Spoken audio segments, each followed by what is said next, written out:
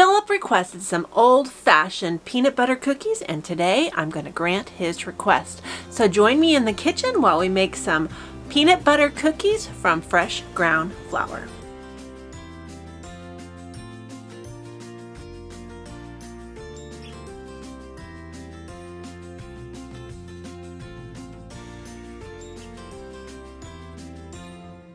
Hey friends, it's Barbara Sue at Kowalski Mountain and welcome back to our channel. Now today I'm in the kitchen to make some old-fashioned peanut butter cookies. And this is the first time I've ever made it using my fresh ground flour, so let's see how it goes. Now first thing on the agenda is to grind the soft wheat berries. Now for today's recipe I need 2 cups of fine flour. I'm using my Nutri-Mill Harvest Grain Mill and I want a nice fine flour. So I'm tightening this down as tight as it'll go and then just 1 turn off so that the stones can turn. Anytime you're grinding flour in the stone mill, you want to start the mill first so the wheat berries won't bind up the stones.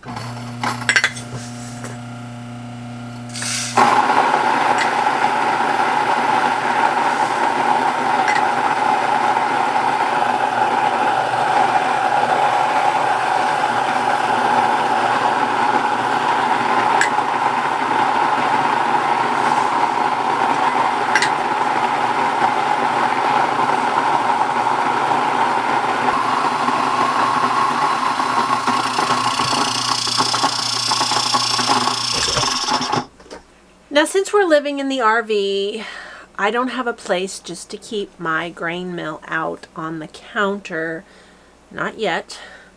And so I always clean it every time I use it to try to cut down on the amount of flour that is in the box. I still store it in its original box to keep it safe so that I don't break it in storage.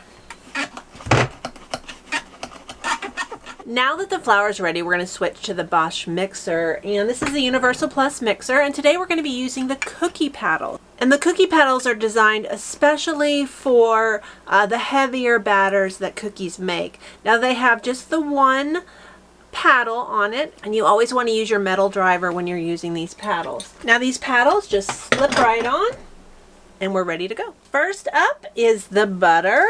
We're going to go ahead. This is a big recipe. It makes a lot of cookies and it calls for a cup of butter.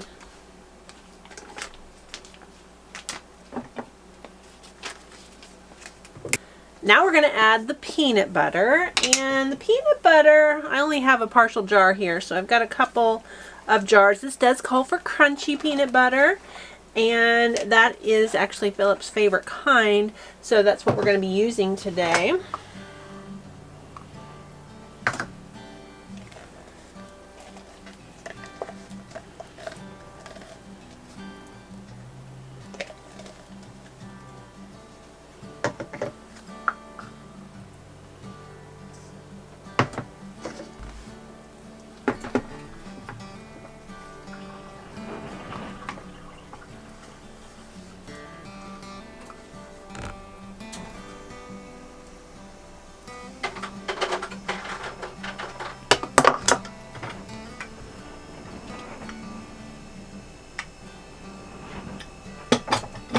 A little bit of sugar.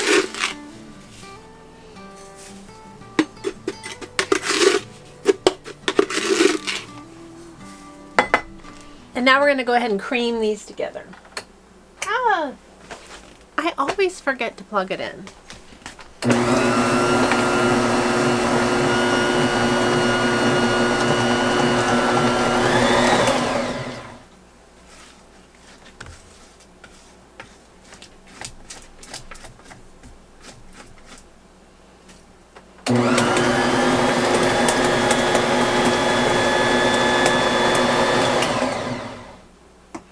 Now we'll add the eggs.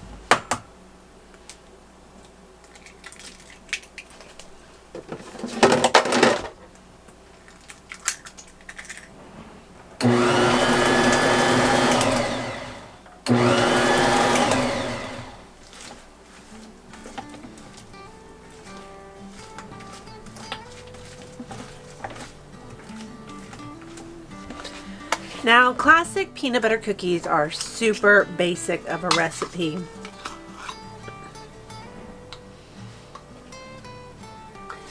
It's got a little bit of baking powder, baking soda. I forgot the brown sugar. I need to add that. Let me get that brown sugar.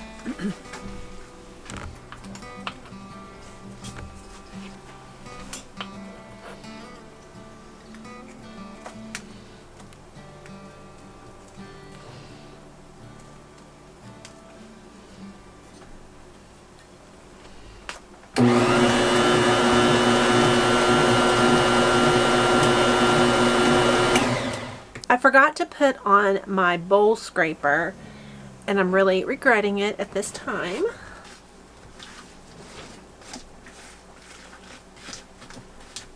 And I'm so far into it at this point, it's really not worth adding it, but it really helps at this stage of the baking because it keeps all that cream together and off the sides and down the bowl.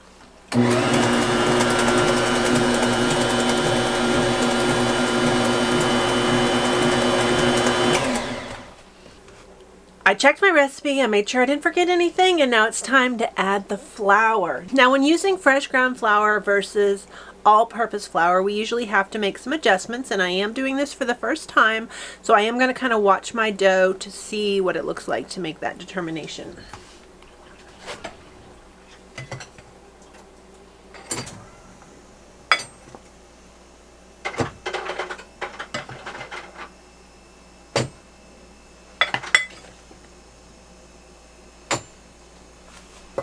Right now I've added just what the recipe called for, 2½ cups of flour.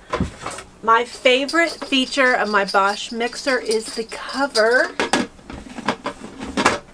It really helps me make less of a mess in the kitchen because it contains all the flour and the dust. So let's mix this up and see what it looks like.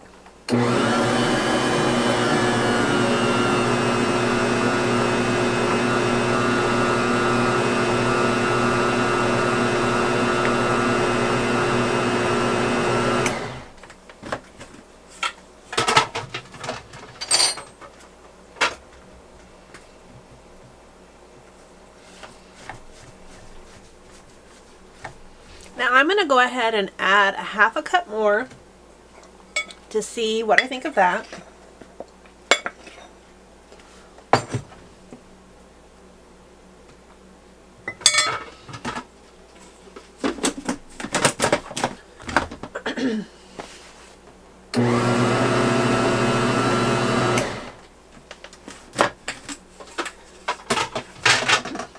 Now this dough is coming to a much better consistency. Peanut butter cookies have a really thick dough.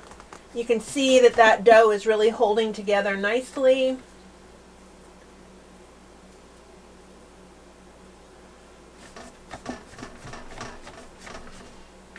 The general rule when converting recipes from all-purpose flour to fresh milled flour, and this is using soft white wheat, is 1/4 to 1/2 cup more per cup of flour. I have about 1/4 cup left. I think I'm going to go ahead and throw in the rest.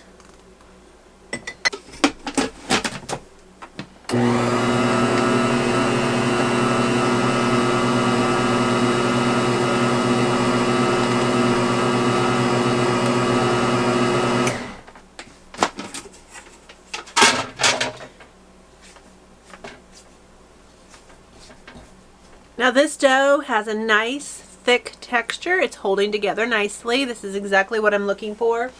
When I use fresh ground flour, I like to let the dough rest, or that the technical term is autolyse.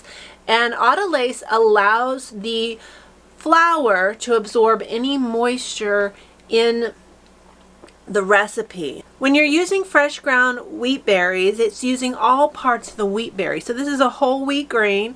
We just want to give that flour a little bit of time to absorb the moisture that's in this cookie dough that's going to give us a better product.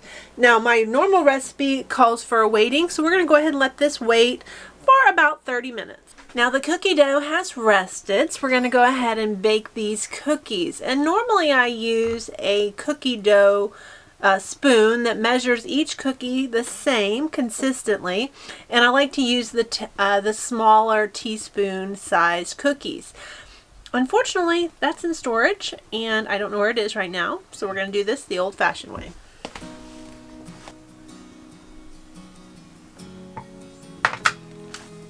So we're just going to roll our cookie balls.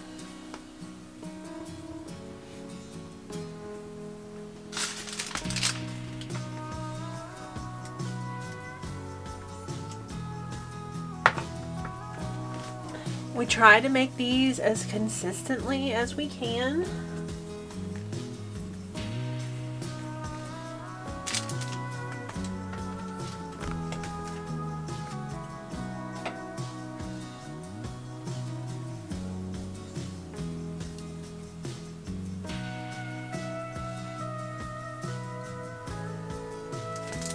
Now this is an RV oven, so I have smaller baking sheets to accommodate the size of our oven. So I'm only going to get about 8 cookies on here.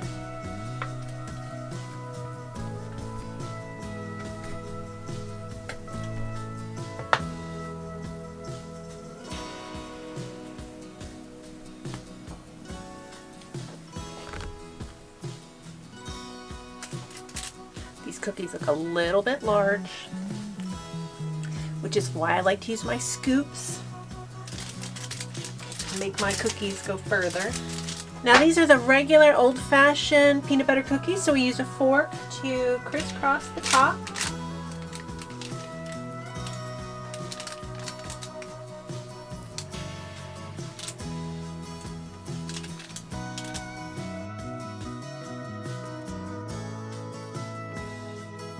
And these are ready to go in the oven.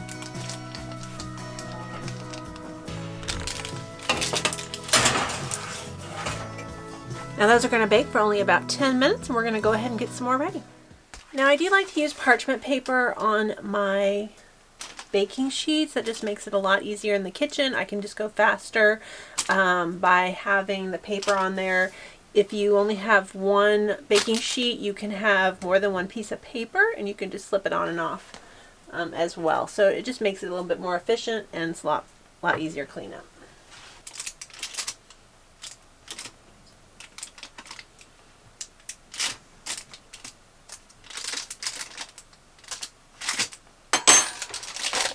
Alright, the next tray is ready to go in the oven. I'm just going to set those aside. Now, since my hands are already dirty from making cookies, I go ahead and I shape all the cookie balls at once. And then that way I can just add them to the trays as they come out of the oven, and I don't have to take time to form the cookie balls between each group.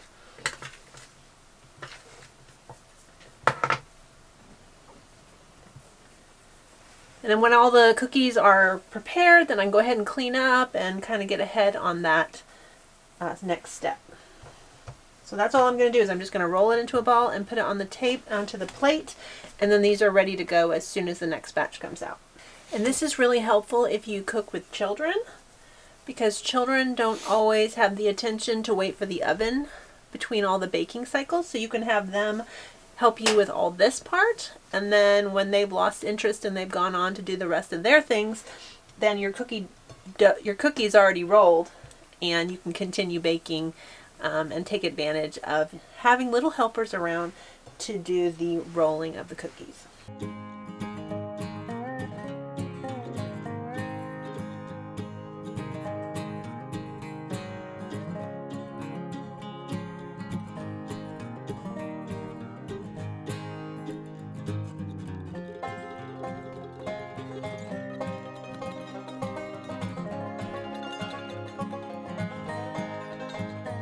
Alright, the timer has gone off, so let's see how these cookies look. They were a little bit on the large side, so they might not be done.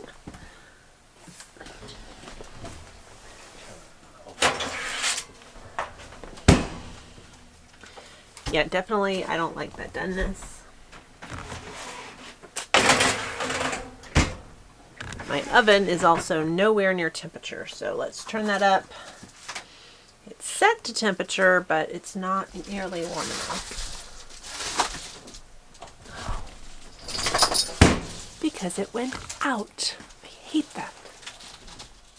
One of the problems I have had with both of my RV ovens is that they go out whenever they feel like it, and it aggravates me to no end. So that is re-lit, and I'll be watching those cookies.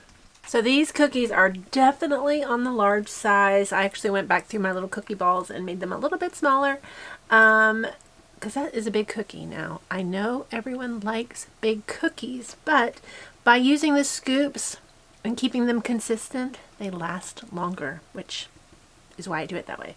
These are ready, and the next batch is in the oven.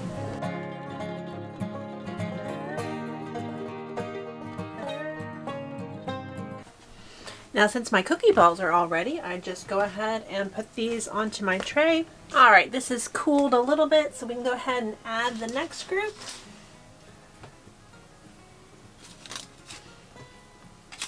You can see how quick this is when the cookies are all ready, when you've already made all your little cookie balls.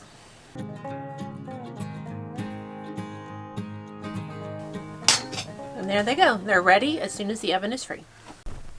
All right, let's see how this second batch looks.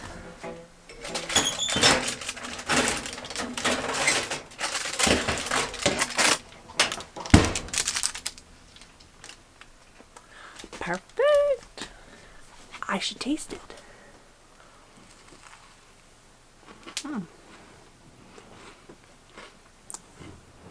Really good. Crunchy. The texture is perfect. Really successful first time conversion. Now, cooking with fresh ground flour just takes practice, and when you convert all-purpose recipes to using fresh ground flour, you usually have to increase the flour to some extent, and it does take a little practice to work out the kinks. But this was a successful conversion from all-purpose flour to fresh ground flour on the very first try. So don't be afraid to get out there and try it, and even if it doesn't work, the goof-ups aren't that bad. As always, we appreciate you watching our channel. If you haven't hit that subscribe button yet, hit that button. We'd love you to be a part of the Kowalski Mountain family. Thanks so much for watching. We'll see you next time.